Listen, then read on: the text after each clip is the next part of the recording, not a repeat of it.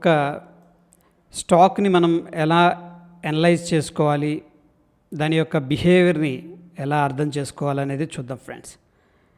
So ప్రీవియస్గా ఏంటంటే మనం జనరల్గా సపోర్ట్ అండ్ రెసిస్టెన్స్ గురించి విన్నప్పుడు ఇక్కడ రెసిస్టెన్స్ లెవెల్ ఇది, ఈ పాయింట్ దాకా ఫోకస్ చేయండి. ఇది రెసిస్టెన్స్ లెవెల్, ఈ పాయింట్ నేను ఏదైతే మార్క్ చేస్తున్నది 11.95. ఈ రెసిస్టెన్స్ అనేది ఏమైందంటే స్మాల్ పుల్ బ్యాక్ అనుకోవచ్చు. ఇక్కడ హెవీగా సెల్లింగ్ క్యాండిల్ వచ్చింది 25th జూలై, బట్ దాని తర్వాత అంతా కూడా మళ్ళీ స్లోగా రికవర్ అయ్యి ఫైనల్గా ఏంటంటే ఈ లెవెల్ అనేది గ్యాప్ అప్ అయింది. ఇక్కడ చూడండి, ఆ గ్యాప్ అప్ అయిన తర్వాత ఈ పాయింట్ దగ్గర డైరెక్ట్గా ఏంటంటే ఈ యొక్క రెసిస్టెన్స్ ఏదైతే అనుకుంటున్నామో అక్కడ నుంచి పైకి వెళ్ళిపోయింది. సో ఏంటంటే మార్కెట్ మొమెంటంలో ఉన్నప్పుడు ఫ్రెండ్స్ మనకి బయింగ్ ఆపర్చునిటీ అనేది చూడాలి, రెసిస్టెన్స్ చూడటం కంటే కూడా. ఓకే, ఎందుకంటే మార్కెట్ మొమెంటం అప్ సైడ్ ఉంది అండ్ 52 వీక్ హై ఉంది. ఓకే, ఎనీహౌ కేసు అది అక్కడ నుంచి ఫ్రెండ్స్ మార్కెట్ అనేది చాలా స్మూత్గా పైకి వెళ్తుంది. సడన్గా చూడండి ఒకనొక టైంలో మనకి ఈ పాయింట్ దగ్గర indecision and bearish engulfing candle, market ఏంటంటే పైకే వెళుతుంది కానీ ప్రాఫిట్ బుకింగ్ అనేది ఎక్కువైపోయింది. ఈ పాయింట్ దగ్గర మనం అండర్స్టాండ్ చేసుకుంటే ప్రాఫిట్ బుకింగ్ అనేది ఎక్కువైపోయింది. అండ్ మళ్ళీ ఎగ్జాక్ట్గా అదే లెవెల్ని టచ్ చేసిన వెంటనే దీని యొక్క యాక్షన్ అబ్జర్వ్ చేస్తే ఇమ్మీడియట్గా బయర్స్ రెస్క్యూ చేయడానికి ఎంటర్ అయ్యారు ఫ్రెండ్స్ 1195 దగ్గర. ఫైన్, సో అక్కడ నుంచి కూడా మనకి పైకి వెళ్ళటం జరిగింది. దాని తర్వాత అబ్జర్వ్ చేస్తే ఫ్రెండ్స్ మనకి ఏంటంటే మల్టిపుల్ టైమ్స్ కొంత సపోర్ట్ అనేది క్రియేట్ అవుతుంది. చూడండి, ఇక్కడ హారిజెంటల్గా మనం ఒక సపోర్ట్ అనేది ఎలా బిల్డప్ చేసుకుంటున్నాం ఇక్కడ ఈ పాయింట్ దగ్గర అండర్స్టాండ్ చేసుకుంటే బ్లూ లైన్ ఏదైతే మార్క్ చేశానో this is very important. Market పైకి వెళ్ళింది, కిందకు వచ్చింది ఫ్రెండ్స్. ఈ పాయింట్ దగ్గర మనకేంటంటే స్ట్రాంగ్ సపోర్ట్ తీసుకుంది. సో ఎనీహౌ మనం అబ్జర్వ్ చేస్తే అదే లెవెల్ దగ్గర ఏంటంటే మళ్ళీ ఈ పాయింట్ దగ్గర సపోర్ట్ తీసుకుంది, ఇక్కడ సపోర్ట్ తీసుకుంది, ఇక్కడ కూడా సపోర్ట్ తీసుకుంది. అంటే 1220 దగ్గర 1195, ఆల్మోస్ట్ 25 పాయింట్స్ జోన్ అనేది ఉంది. జోన్ దగ్గర సపోర్ట్ తీసుకుంది. Okay friends, so multiple times అనేది పైకి వెళ్ళింది. అగైన్ ఏంటంటే మనకు ఒక బిగ్గర్ పిక్చర్లో రెసిస్టెన్స్ అయితే ఫార్మేషన్ జరిగింది. ఇక్కడ ఏదైతే మనం హారిజెంటల్గా మార్క్ చేసుకుంటున్నామో దాన్ని రెడ్ కలర్ మార్చుతున్నాను ఫ్రెండ్స్, ఇది రెసిస్టెన్స్. బ్రేక్అవుట్ అయితే అయింది, ఫైనల్గా అప్ సైడ్ బ్రేక్అవుట్ అయితే అయింది. బట్ మనకి ఈ రెండు కలిపితే బేరిష్ ఎంగల్ఫింగ్ క్యాండిల్, దాని తర్వాత మళ్ళీ మార్నింగ్ స్టార్ ప్యాటర్న్ వచ్చింది. But location is not good. Location అనేది ఈ మార్నింగ్ స్టార్, ఇది ఈ క్యాండిల్ ఈ క్యాండిల్ ఈ క్యాండిల్ని కలిపితే దాని తర్వాత ఫ్రెండ్స్ మనకి ఇమీడియట్గా హ్యాంగింగ్ మ్యాన్ వచ్చింది. ఇది హ్యాంగింగ్ మ్యాన్, బట్ ఏంటంటే విక్ అనేది పొడుగ్గా లేదు. ఓకే, దాని తర్వాత ఫాలో అప్ క్యాండిల్ వచ్చింది, బట్ లో అయితే బ్రేక్ చేయలేదు. మళ్ళీ ఇండెసిషన్ అండ్ కొద్దిగా సెల్లింగ్ క్యాండిల్ వచ్చింది. దాని తర్వాత ఫ్రెండ్స్ ఫాలో అప్ అనేది జరిగింది. ఈ లో బ్రేక్ చేసుకుంది, లోకి బ్రేక్ చేసుకుని కిందకి వెళ్ళింది. బట్ అగైన్ మళ్ళీ రీటెస్ట్కి వచ్చింది. ఇది అబ్జర్వ్ చేయండి. ఇంతకుముందు ఈ యొక్క క్యాండిల్ యొక్క ప్రాముఖ్యతను గురించి మనం చెప్పుకున్నాం. మరి ఒక్కసారి చెప్తున్నాను, కొత్త వాళ్ళు చూస్తుండొచ్చు మేబీ. ఇక్కడ చూడండి, ఇది రెసిస్టెన్స్ ఫ్రెండ్స్. ఓకేనా, మనకు కొద్ది గ్యాప్ ఇచ్చి మళ్ళీ ఈ రెసిస్టెన్స్ అనేదాన్ని టెస్ట్ చేసినాక ఫెయిల్ అయిందనుకోండి హైని, లేదా దాన్ని మనం రిజెక్షన్ అంటాం. ఈ యొక్క రిజెక్షన్ అనేది జరిగిందంటే దాని ఏంటంటే it will become very powerful candle అనమాట. సో సేమ్ మనకి ఈ యొక్క కరెక్ట్గా హై అనేది మార్క్ చేస్తున్నాను హారిజెంటల్గా. చూడండి, జస్ట్ ఏంటంటే కిస్ చేసాడు ఈ పాయింట్ దగ్గర. This is very important. ప్రీవియస్గా నేను మల్టిపుల్ టైమ్స్ అనేది చెప్పాను. ఇదేంటంటే మొత్తం కూడాను రెసిస్టెన్స్ లెవెల్, బట్ కొద్దిగా గ్యాప్ ఇచ్చిన తర్వాత మళ్ళీ ఇంకొకసారి టెస్ట్ చేశారు. 1392 అనేది బ్రేక్అవుట్ అయింది అప్ సైడ్, బట్ ఇమీడియట్గా ఏంటంటే రిజెక్షన్ అనేది జరిగింది ఫ్రెండ్స్. ఈ యొక్క పాయింట్ని మనం క్యాప్చర్ చేయగలిగితే ఇక్కడ మనం షార్ట్ ఎంట్రీ అనేది ఇనిషియేట్ చేసుకోవచ్చు. బట్ ఏంటంటే 10లో మనకి 1, 2 ఫెయిల్ అయ్యే ఛాన్సెస్ ఉంటాయి. బట్ ఏంటంటే మోస్ట్ ఆఫ్ ద టైం నేను ఎక్స్పీరియన్స్ చేసింది ఈ యొక్క క్యాండిల్ అనేది వెరీ వెరీ పవర్ఫుల్ క్యాండిల్. దీని కిందగానే మనం షార్ట్ అనేది చేయగలిగితే, ఈ పైన మనం స్టాప్ లాస్ అని పెట్టుకోగలిగితే that will be good. Anyhow friends, ఇక్కడ కేసు అది కాదు. ఇక్కడ మనం అబ్జర్వ్ చేస్తే ఈ యొక్క రెసిస్టెన్స్ లెవెల్ను కూడా ప్రీవియస్గా ఉన్నది డిలీట్ చేసాం. స్టాక్ని అబ్జర్వ్ చేయండి ఏం జరుగుతుంది అనేది. ఇక్కడ రిజెక్షన్ జరిగింది, బట్ ఆల్ టుగెదర్ ఏంటంటే మనకు ఒక సపోర్ట్ అనేది ఉందన్నమాట ఈ జోన్లో. ఎక్కడుంది పాయింట్ సపోర్ట్ అంటే ఇది సపోర్ట్ జోన్ ఫ్రెండ్స్. ఇది సపోర్టు అని ఎందుకు అంటున్నామంటే మార్కెట్ ఒక అప్ సైడ్కి వెళ్ళింది, ఇదే లెవెల్ దగ్గర ఏంటంటే స్పెండ్ చేస్తుంది. సో ఎవరైనా షార్ట్ టర్మ్ ట్రేడర్స్ ఎవరైనా టెక్నికల్గా అబ్జర్వ్ చేశారు ఏంటంటే బ్రేక్ డౌన్ జరిగిందంటే ఇక్కడ ఏదైతే లెంత్ ఉందో, ఓకే, నేను రియల్ బాడీస్ని కలుపుతూ ఇక్కడ లైన్ అనేది మార్క్ చేస్తున్నాను, ఒకసారి చూడండి, దిస్ వన్ అనమాట.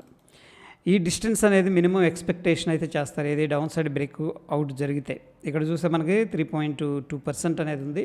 సో ఆబ్వియస్గా మార్కెట్ అనేది ఒకవేళ బ్రేక్ డౌన్ జరిగింది అనుకోండి కిందకి, ఈ యొక్క లెవెల్ అనేది మనకి ఇనీషియల్గా వచ్చే అవకాశం ఉంది, ఎందుకంటే ఇది బాక్స్ అనమాట, ఇదో బాక్స్ నుంచి బయటకు వస్తుంది. బట్ ఎనీ హౌ ఫ్రెండ్స్, ఇక్కడ ఏంటంటే మనం అబ్జర్వ్ చేయాల్సింది బ్రేక్ డౌన్ జరిగింది, ఓకే, ఇది గ్యాప్ డౌన్ అయింది ఇక్కడ. దాని తర్వాత 2 క్యాండిల్స్ అనేవి ఇండికేషన్ క్యాండిల్స్, దాని తర్వాత వెరీ గుడ్ క్యాండిల్ అనమాట, follow up candle. So friends, జనరల్గా ఏంటంటే మనకి కన్సోలిడేషన్లో ఏంటంటే చాలామంది స్ట్రగుల్ అవుతారు. ఎందుకంటే కన్సోలిడేషన్లో ఎలా ఉంటుందంటే రెసిస్టెన్స్కి వెళ్ళినప్పుడేమో ఈ యొక్క బేర్స్ ఏం చేస్తారంటే కిందకు పుష్ చేస్తుంటారు, అదేవిధంగా సపోర్ట్కి వచ్చినప్పుడు బుల్స్ ఏం చేస్తుంటే పైకి పుష్ చేస్తుంటారు. ఇక్కడ చాలామంది ఒకసారి అండర్స్టాండ్ చేసుకున్నప్పుడు ఏంటంటే ఇక్కడ గ్రీడ్ కానీ ఫియర్ కానీ ప్లే అయింది అనుకోండి, మల్టిపుల్ ట్రేడ్స్ చేయటం లేకపోతే ఓవర్ ట్రేడింగ్ చేయటం అవన్నీ జరుగుతూ ఉంటాయన్నమాట. ఇక్కడ ఏంటంటే కన్సోలిడేషన్ ఉంది. బట్ వన్స్ కన్సోలిడేషన్ నుంచి బయటకు వచ్చినాక రియల్ మూమెంటం అనేది స్టార్ట్ అయింది జనరల్గా అనమాట. ఈ కన్సోలిడేషన్లో యాక్చువల్ మూవ్ ఉండదు. ఈ కన్సోలిడేషన్లో ఏంటంటే ఓ ఎమోషన్ ఉంటుంది, బేరేమో కిందకి పుష్ చేస్తాడు, బుల్లేమో పైకి పుష్ చేస్తాడు. బట్ ఎమోషనల్గా ఇన్బ్యాలెన్స్ ఎప్పుడు అవుతుందంటే ఈ యొక్క లెవెల్ని బ్రేక్అవుట్ అయిందంటే ఎవరైతే హోల్డ్ చేశారో ఈ స్టాక్ని లాంగ్ టర్మ్ వాళ్ళు డంప్ చేయడం స్టార్ట్ చేస్తారనమాట. సో సేమ్ వే ఏంటంటే మనకి ఇక్కడ కన్సోలిడేషన్ నుంచి బ్రేక్ డౌన్ జరిగినప్పుడు మాత్రమే మొమెంటం అనేది పికప్ అవుతుంది, పెద్ద పెద్ద క్యాండిల్స్ అనేవి వస్తాయి.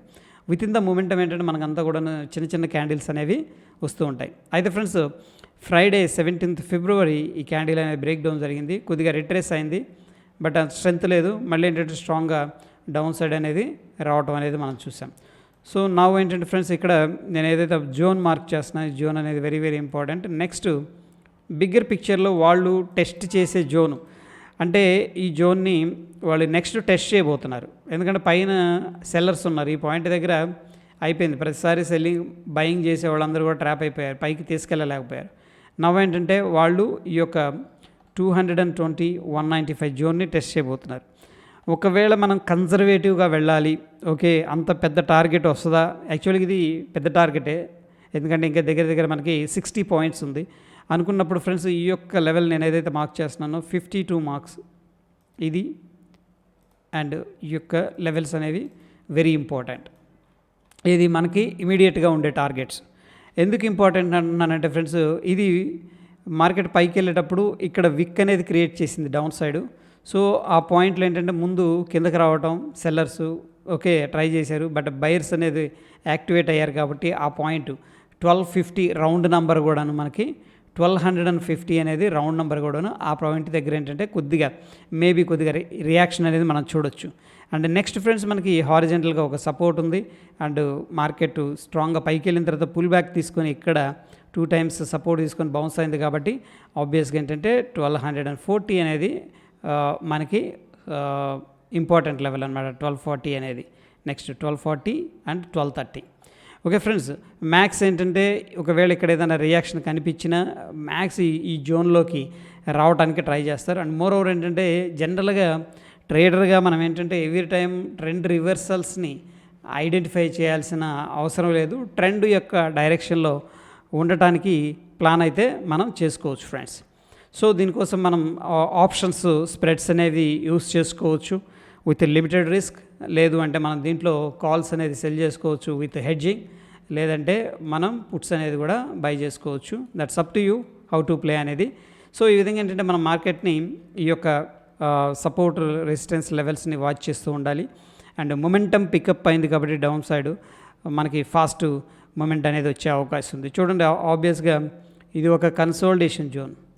ఓకే ఫ్రెండ్స్, ఇక్కడ సపోర్ట్ తీసుకున్నాడు, సపోర్ట్ నుంచి పైకి వెళ్ళాడు, మళ్ళీ రెసిస్టెన్స్కి వెళ్ళగానే కిందకి పుష్ చేశారు, మళ్ళీ రెసిస్టెన్స్కి వెళ్ళాడు, మళ్ళీ కిందకి పుష్ చేశారు.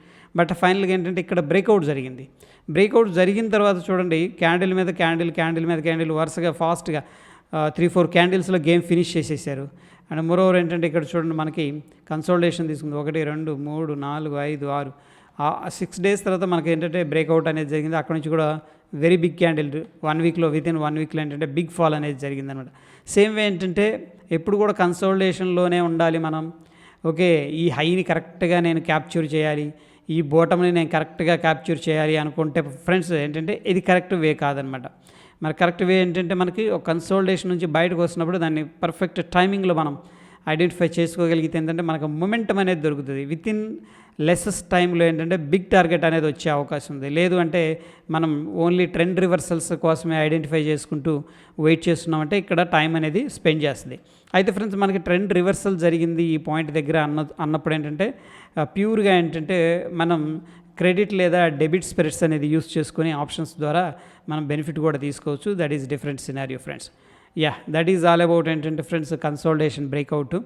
ఓకే, హోప్ ఈ వీడియో నచ్చిందని చెప్పేసి అనుకుంటున్నాను. వీడియో నచ్చితే లైక్ చేయండి, షేర్ చేయండి. అండ్ మోరోవర్ ఫ్రెండ్స్, మన ఎఫర్ట్స్ మీకు హెల్ప్ అవుతున్నాయి అనుకుంటే తప్పకుండా లైక్ చేస్తూ ఉండండి. అండ్ మీ యొక్క డౌట్స్ని, స్టాక్స్ని కింద కామెంట్ చేయండి. డెఫినెట్గా ఏంటంటే I will ready to reply friends.